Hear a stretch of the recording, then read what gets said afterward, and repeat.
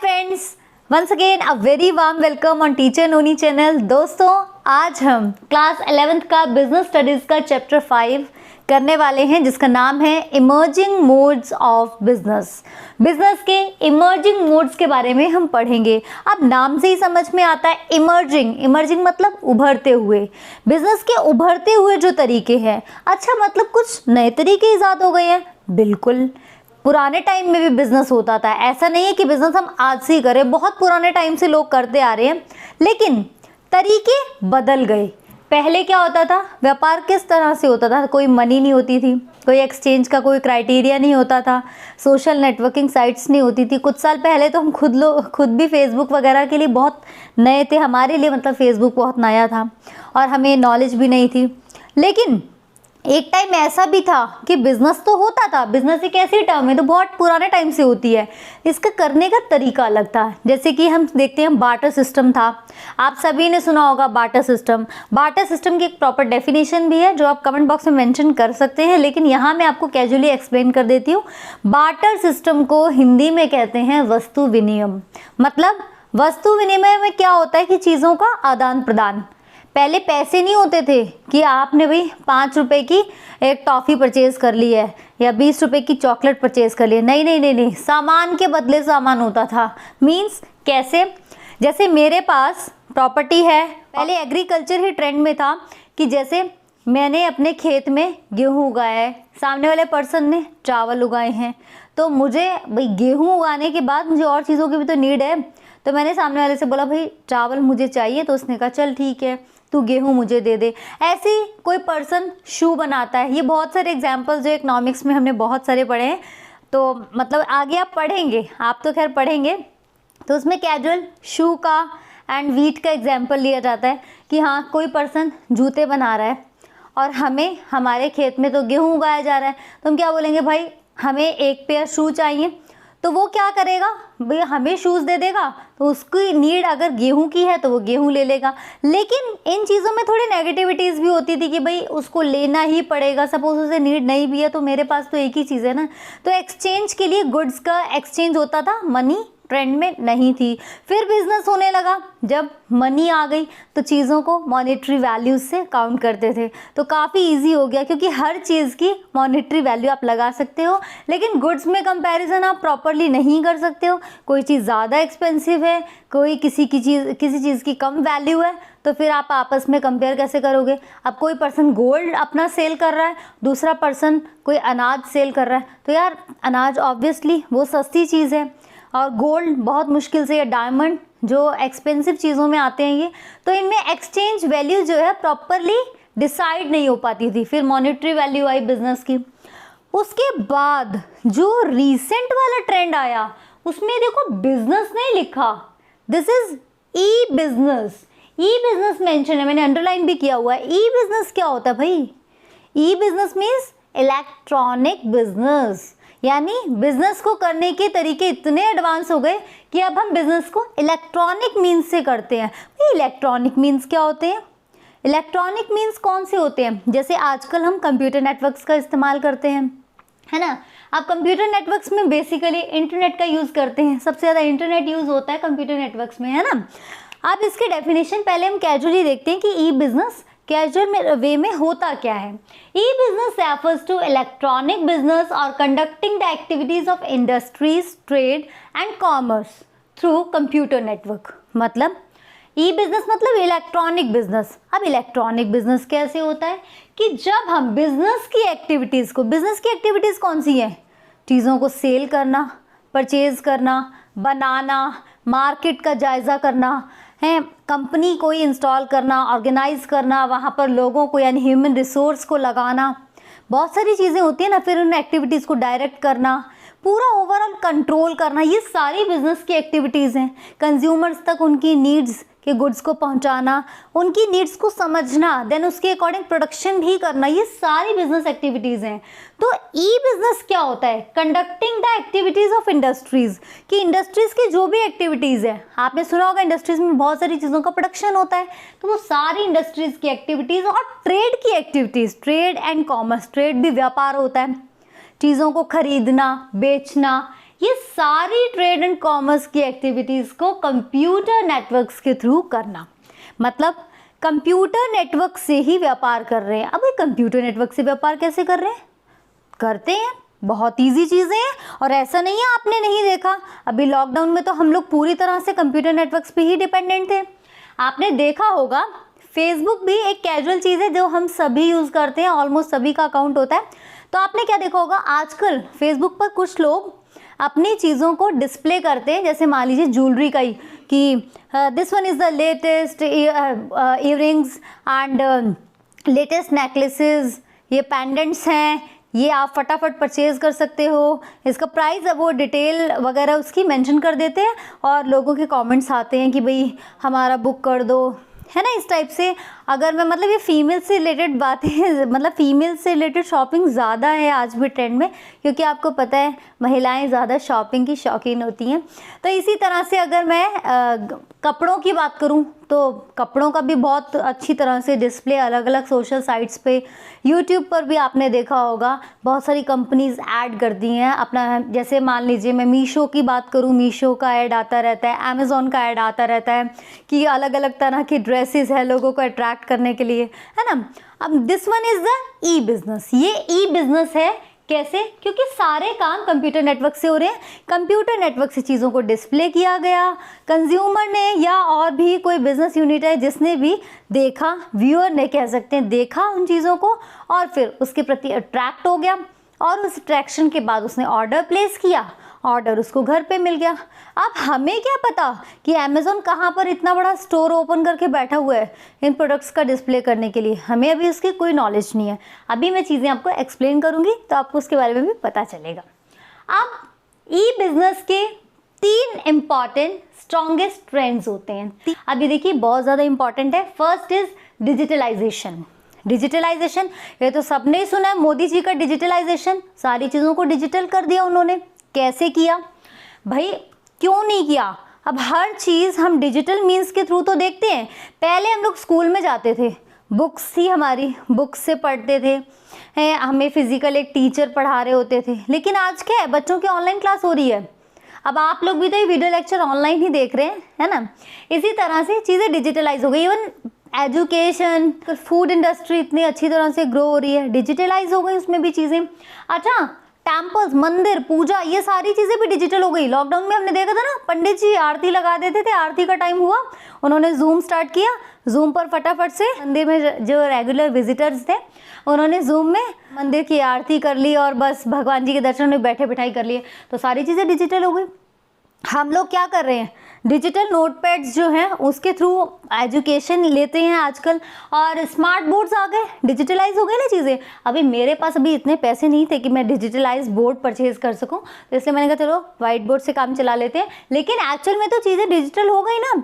आप लोग क्या करते हैं, ई पेन यूज़ करते हैं, इलेक्ट्रॉनिक पेन्स जिसको स्टाइलस भी कहते हैं, उससे मतलब नोटपैड्स पर, डिजिटल नोटपैड्स पर सारी चीज़ें नोट डाउन करते हैं, तो डिजिटलाइजेशन हो गया। ठीक है ना। पहले नहीं हुआ करता था ये सब, पहले सारे बिजनेस फिजिकल मीटिंग के थ्रू होते थे, लेकिन आजकल ट्रेंड चेंज हो गया एडवांसमेंट के साथ। Next is outsourcing. अब आउटसोर्सिंग एक ऐसा वर्ड है, कभी कभी इसके ऊपर शॉर्ट नोट भी आ जाता है या छोटी छोटी सी चीज़ें डिस्क्राइब करने के लिए। वैसे आजकल तो ज़्यादा MCQs का ट्रेंड है, लेकिन पता होना चाहिए आपको। आउटसोर्सिंग क्या है? आउटसोर्सिंग, बाहर से सोर्सिंग, मतलब बाहर से सोर्स कर रहे हैं। कुछ बिजनेस यूनिट्स क्या करते हैं, किसी चीज़ को पूरी तरह से मैन्युफैक्चर नहीं करते हैं, वो किसी चीज़ में एक्सपर्टीज़ है, पर्टिकुलर फील्ड में एक्सपर्टीज़ है, पर बाकी चीज़ वो बाहर से करवा लेते हैं। जैसे कि एक कैजुअल सा एग्जांपल दूंगी, एक गाला इंडस्ट्री है झाड़ू की, जो मतलब बहुत फेमस एक कंपनी है गाला। तो ये लोग भी क्या करते हैं, अपने झाड़ू का प्रोडक्शन बाहर से होता है, लेकिन झाड़ू का जो बटन होता है, पीछे वाला बटन जिसे होल्ड करते हैं ब्रूम को, वो ये लोग खुद बनवाते हैं और उस पर अपना गाला का पूरा टैग जो है वो मेंशन करते हैं। मतलब अपना ब्रांड नेम इन्होंने बटन बनवाया और उसके ऊपर मेंशन कर दिया, लेकिन बाकी सारी चीज़ें ये बाहर से बनवाते हैं। पूरे झाड़ू का प्रोडक्शन, आपको पता होगा झाड़ू की खेती होती है, तो वो पूरा बाहर से सामान, रॉ मटेरियल, प्रोडक्शन, वो सारा बाहर के किसी इंडस्ट्री से करवा के और अपना बटन बनाकर और उसका मतलब अपना ब्रांड नेम मेंशन करके सेल करते हैं। ऐसे ही सॉस बना रहे हैं सपोज, अब सॉस बनाने में दे आर एक्सपर्ट, सॉस बनाने में तो एक्सपर्ट हैं, लेकिन सॉस ऐसे ही थोड़ी बन जाएगी, उसकी पैकिंग भी होनी चाहिए, उस पर लेबल भी मेंशन करना है, ठीक है, सारी चीज़ें प्रॉपर होनी चाहिए ना। और वो तो भाई सॉस ही बना सकते हैं। अब उन्होंने बोला इसकी जो पैकेजिंग के लिए हमें बॉक्स चाहिए, क्या वो भी बनाना चाहिए? नहीं, वो तो उसमें तो हम एक्सपर्ट नहीं है, इससे हमारा फोकस आउट हो रहा है। होता है ना, कोई इंसान किसी चीज़ में अच्छा नहीं है, एक चीज़ में अच्छा है और दूसरी चीज़ करने की वजह से उसका जो जिस चीज़ में वो बेटर है उससे भी डिस्ट्रैक्शन हो रहा है, फोकस आउट हो रहा है। तो वो लोग सोचते हैं चलिए यार हम बाहर से इसकी पैकिंग करवा लेते हैं, बाहर से पैकेजिंग के लिए जो भी बॉक्सेस आएंगे वो बाहर से अरेंज कर लेंगे। तो ये क्या हो गया? आउटसोर्सिंग, कि वो पूरा काम खुद नहीं कर रहे हैं, they are taking the help of somebody else to complete their task. अपने काम को करने के लिए किसी बाहर वाले की हेल्प लेना, दैट इज आउटसोर्सिंग। तो बिजनेस इस तरह से भी करते हैं कि किसी कंप्लीट टास्क को खुद ना करके उसको चंक्स में कर लेते हैं। छोटा सा एक टुकड़ा खुद पकड़ लिया या बड़ा सा टुकड़ा खुद पकड़ लिया, उसके बाकी पार्ट्स अदर इंडस्ट्रीज को, बिजनेस यूनिट्स को डिस्ट्रीब्यूट कर देते हैं ताकि वो सारे काम मिलजुल कर सके और एक होल जो है वो कंप्लीट हो सके। Next is internationalization and globalization. Internationalization, अंतर्राष्ट्रीय स्तर पर हो गई हैं चीज़ें। मतलब अब ऐसा नहीं है कि मैं अपनी कंट्री में कोई गुड्स को प्रिपेयर कर रही हूँ तो वो मेरी कंट्री तक या एक पर्टिकुलर लोकेशन तक ही सीमित है। नो, इंटरनेशनलाइज हो गई चीज़ें, वास्ट लेवल पर हो गई हैं। एंड ग्लोबलाइजेशन, ग्लोबलाइजेशन एक बहुत ही फैमिलियर टर्म है और ये बार बार आएगा। मतलब अभी आप इसको बिजनेस स्टडीज़ में पढ़ रहे हैं, after a short while you will study this term in economics, क्योंकि 1991 के जो रिफॉर्म्स थे उसमें 3 टर्म्स बहुत ही फेमस थी, लिबरलाइजेशन, ग्लोबलाइजेशन एंड प्राइवेटाइजेशन। तो उसके अकॉर्डिंग भी ग्लोबलाइजेशन का क्या मतलब है? ग्लोबल लेवल पर, पूरे ग्लोब के लेवल पर। यानी उसमें एक टर्म जो है बहुत ही ज़्यादा ट्रेंड किया था, एक sentence, the world has become a global village, कि ये जो हमारा संसार है ये ग्लोबल विलेज में कन्वर्ट कर दिया। मतलब ग्लोबल विलेज में कैसे कन्वर्ट हो गया कि जैसे पूरा धरती जो है एक विलेज टाइप में, विलेज इसलिए वर्ड यूज़ किया है क्योंकि विलेज क्या होता है, एक छोटे लेवल पे, मतलब गांव जो होता है वहाँ पे सभी लोग फैमिलियर होते हैं और उनमें आपस में कॉपरेशन वाला मोड ज़्यादा होता है। तो संसार को भी ग्लोबलाइजेशन के वे से क्यों देखा गया कि पूरी दुनिया में अगर बिजनेस ट्रेंड्स को हमें प्रमोट करना है कि किसी जगह पर कोई चीज़ एक्सेस में बन रही है और किसी दूसरे प्लेस पर वो चीज़ बहुत कम है, तो एक दूसरे को एक्सपोर्ट इजीली किया जा सके, एक दूसरे की कंप्लीट नॉलेज, जैसे गांव में एक पर्सन दूसरे से कंप्लीटली फैमिलियर होता है और उनके अंदर कॉपरेशन की भावना होती है, इस टाइप से संसार में भी कॉपरेशन को जैसे जैसे हम प्रमोट करेंगे वैसे बिजनेस ट्रेंड्स भी प्रमोट होंगे। जिन्हें इंडिया की ही बात कर लेती हूँ तो हमारे यहाँ पर शुगर केन का प्रोडक्शन बहुत ज़्यादा बल्क में होता है कि गन्ना बड़े लेवल पर बनता है, तो हम क्या कर सकते हैं, अपनी कंट्री की उस चीज़ को बाहर के देशों में एक्सपोर्ट कर सकते हैं जहाँ पर ये चीज़ें नहीं available. In the same fashion हमारे पास पेट्रोलियम, ऑयल, ये सब बहुत कम होता है, बट वी नो कि ये चीज़ें अरब कंट्रीज़ में बहुत ज़्यादा अमाउंट में होती हैं, तो हम उनसे वो चीज़ें इंपोर्ट कर सकते हैं। मतलब अब ऐसा नहीं है कि उनके यहाँ पर पेट्रोलियम एंड ऑयल की वजह से जितना ज़्यादा डेवलपमेंट होना था वो हमारी कंट्री में नहीं हो पाएगा। हम उनसे थोड़ी चीज़ें इंपोर्ट करवा सकते हैं एंड ये हमें भी फैसिलिटेट करेगा। In the same way other countries में हम अपनी चीज़ों को एक्सपोर्ट करके भी बेनिफिट्स ले सकते हैं। तो ये इंटरनेशनलाइजेशन, ग्लोबलाइजेशन भी स्ट्रॉन्गेस्ट ट्रेंड है बिजनेस का, क्योंकि इन चीज़ों से व्यापार को एक्सपैंड होने का, बिजनेस को फैलने का मौका मिलता है और जितना ये ज़्यादा एक्सपैंड होगा उतनी ही बिजनेस अपॉर्चुनिटीज ज़्यादा होंगी, उतने ही इसके लेटेस्ट ट्रेंड्स आएंगे, उतना ही एडवांसमेंट होगा। अब नेक्स्ट चीज़ जो अक्सर बच्चों के रहता है एग्जाम में, ये चीज़ें और बच्चे कंफ्यूज हो जाते हैं, क्या are e business and e commerce same और different? E business and e commerce same चीज़ है या अलग है? भाई हमारे चैप्टर में ई बिजनेस टर्म भी दिया हुआ है, सबसे पहले ही पढ़ा था हमने ई बिजनेस एंड ई कॉमर्स भी होता है, क्या ये दोनों चीज़ें सेम है? No, never. ई बिजनेस, देखो मैंने यहाँ पर एक छोटा सा सर्कल भी ड्रॉ किया है, आप अगर देखेंगे तो this one is E business. E business एक बहुत बड़ा सर्कल है और उसका एक छोटा सा पार्ट है ई कॉमर्स। मतलब ई बिजनेस के अंदर ही ई कॉमर्स आता है। हम मान सकते हैं e business is mama and e commerce is baby. मतलब ई बिजनेस इतना बड़ा टर्म है और उसके अंदर एक ई कॉमर्स टर्म है। अब ई कॉमर्स होता क्या है? E commerce refers to buying and selling of goods over the internet. हम इंटरनेट पर अगर गुड्स को बाय करते हैं एंड सेल करते हैं, मतलब इसमें हम प्रोडक्शन नहीं कर रहे हैं, we are not doing production in this one, we are just buying and selling. चीज़ों को परचेज कर रहे हैं और बेच रहे हैं, that is e commerce. Simply मैंने सपोज मुझे कुर्तीज़ को सेल करना है, मैंने कुर्तीज़ के लिए अपना एक छोटा सा डिजिटल स्टोर जो है वो ओपन किया है, तो मुझे क्या करना है? कुर्तीज़ को परचेज करना है दूसरों से एंड आगे उसको सेल आउट करना है। मैं कुछ बना नहीं रही, कोई फैक्ट्री नहीं लगा हुआ, मैं जस्ट क्या कर रही हूँ? चीज़ों को खरीद रही हूँ एंड आगे सेल आउट कर रही हूँ। तो ये कहते हैं, इसको हम कहते हैं e commerce. But e business में क्या होता है?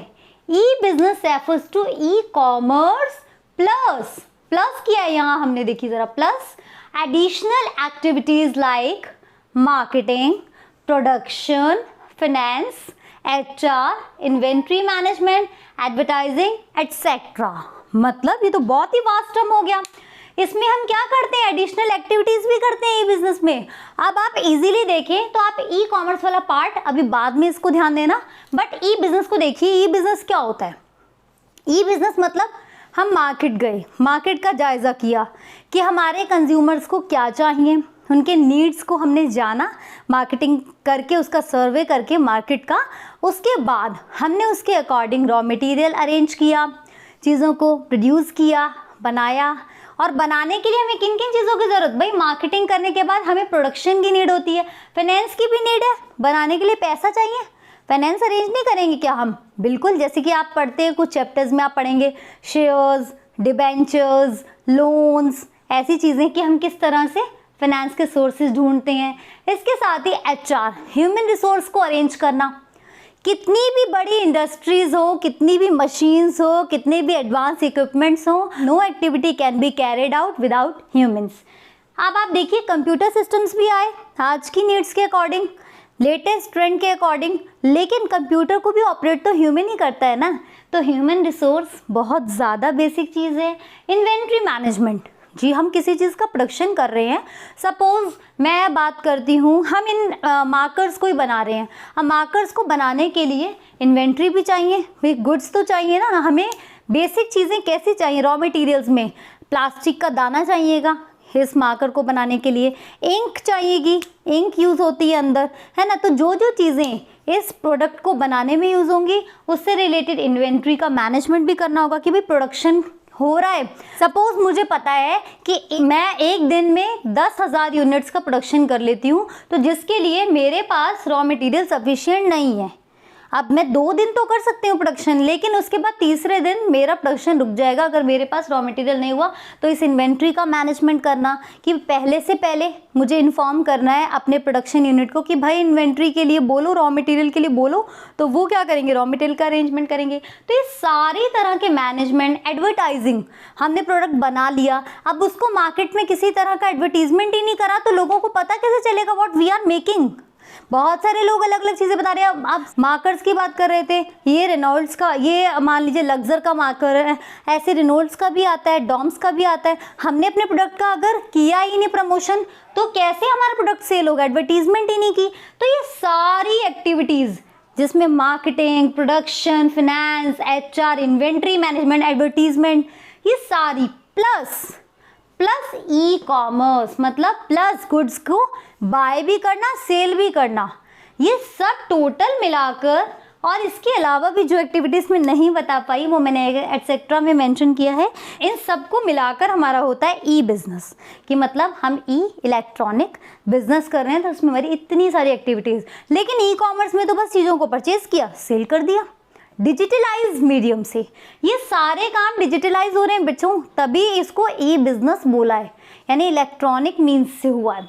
अच्छा, अब नेक्स्ट है scope of E business. E business का स्कोप कैसा है? ये देखिए, सबसे पहले हमारे पास है B2B। B2B क्या होता है भाई? B2B means business to business, कि हमारा स्कोप क्या है, बिजनेस हमारा किस तरह से चल रहा है, कितने लेवल्स हैं, किस तरह से स्प्रेड है ये हमारा बिजनेस टू बिजनेस होता है। ई बिजनेस कैसे भाई? बिजनेस टू बिजनेस का मैंने एग्जाम्पल भी दिया हुआ है कि आपको कहीं एग्जाम में कंफ्यूज ना हो जाए, भूल ना जाए।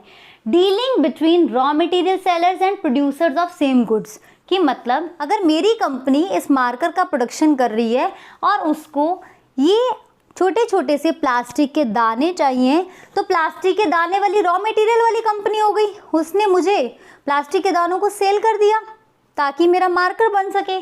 तो we are dealing in raw material and producers, means producers and raw material के बीच में क्या हो रहा है? रॉ मटेरियल इंडस्ट्री और जो प्रोडक्शन इंडस्ट्री है वो आपस में सेल परचेज कर रहे हैं, उनके बीच में भी बिजनेस हो रहा है। दैट इज B2B, यानी बिजनेस टू बिजनेस डील हो रही है।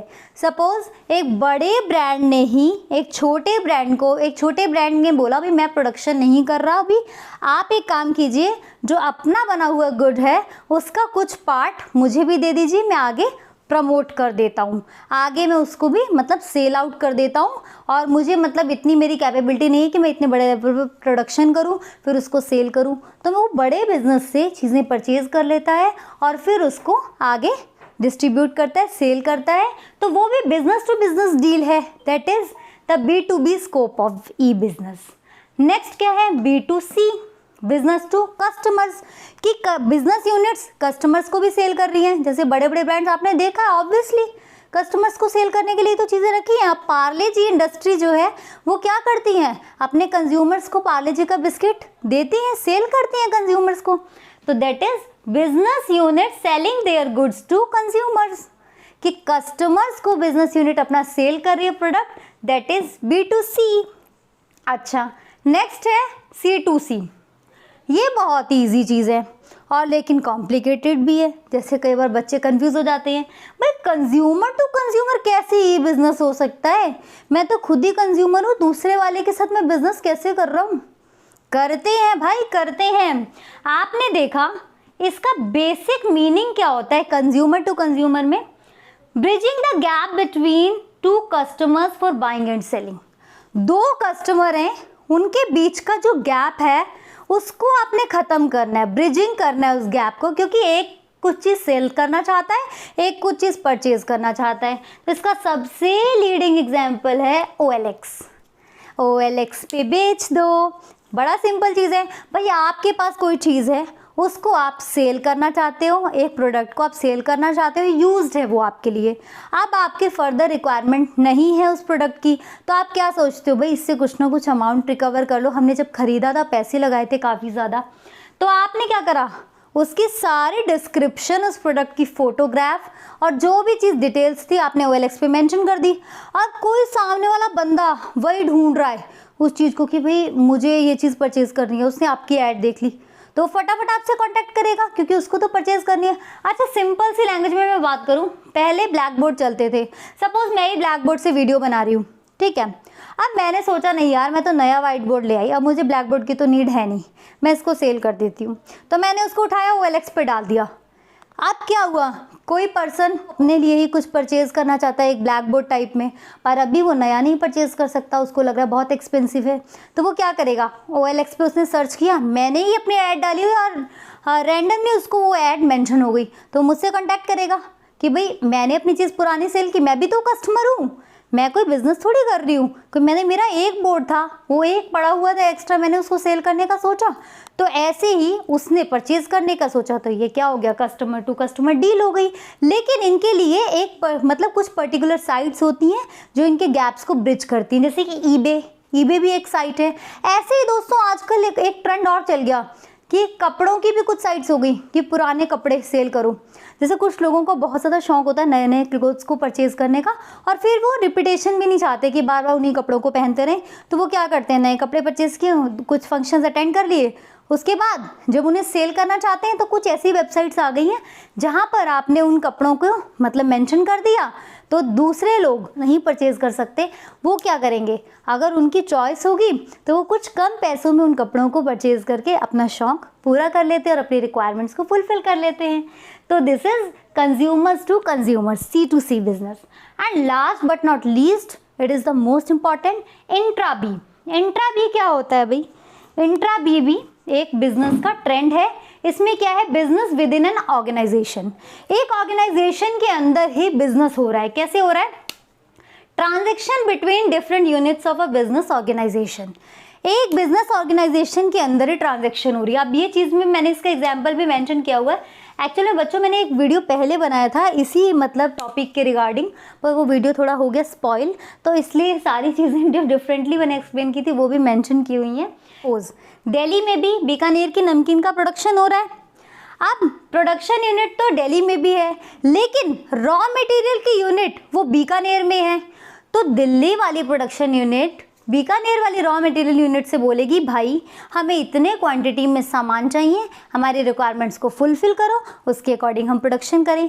तो इन दोनों के बीच में, रॉ मटेरियल यूनिट और प्रोडक्शन यूनिट के बीच में जो व्यापार हो रहा है दैट इज इंट्रा बी, यानी बिजनेस एक ऑर्गेनाइजेशन के अंदर ही हो रहा है। वो वाली रॉ मटेरियल यूनिट भी तो बीकानेर का ही पार्ट है और ये प्रोडक्शन यूनिट भी बीकानेर कंपनी का ही पार्ट है। तो फिर दोनों के बीच में आपस में भी तो बिजनेस हो रहा है ना। उन्होंने रिक्वायरमेंट मेंशन की, इन्होंने रिक्वायरमेंट को फुलफिल किया, फिर इन्होंने जो भी अमाउंट था वो पे ऑफ किया। तो इस तरह से आपस में बिजनेस हो रहा है। ऐसे प्रोडक्शन यूनिट मार्केटिंग यूनिट के बीच में भी व्यापार होता है कि एक जगह प्रोडक्शन हो रहा है, दूसरी जगह सपोज मार्केटिंग यूनिट किसी प्रोडक्ट की मुंबई में है और प्रोडक्शन यूनिट उसकी बिहार में है। अब बिहार में किसी गुड्स का प्रोडक्शन हो रहा है, मार्केटिंग उसकी मुंबई में हो रही है, तो प्रोडक्शन यूनिट से मार्केटिंग यूनिट कांटेक्ट में रहती है कि भाई इतना हमारे यहाँ मुंबई में आपके प्रोडक्ट की रिक्वायरमेंट है तो आप फटाफट से हमारी नीड्स को फुलफिल करो। तो मुंबई वाली मार्केटिंग यूनिट बिहार वाली प्रोडक्शन यूनिट से उतने गुड्स को ले लेगी, इंपोर्ट करा लेगी अपने यहाँ पर और फिर उनको सेल आउट करेगी। इस तरह से इनके बीच में जो बिजनेस हुआ that is intra B. Chapter का एक छोटा पार्ट हमारा हो गया है complete. If you have any of the doubts you can mention in comment section और मैं उस पर गौर करके आपको चाहे शॉर्ट वीडियो बनाऊँ चाहे किसी भी तरह से वो डाउट को क्लियर करूँगी। That's my duty. और कैसा लगा आपको इस चैप्टर के इतने से पार्ट को कंप्लीट करके? मुझे लगता है इससे रिलेटेड शायद 2 वीडियोस और बनेंगी and chapter will be over. तो गाइज आज के लिए इतना ही, फिर मिलते हैं नेक्स्ट वीडियो में। तब तक के लिए bye bye, take care, stay healthy and stay blessed.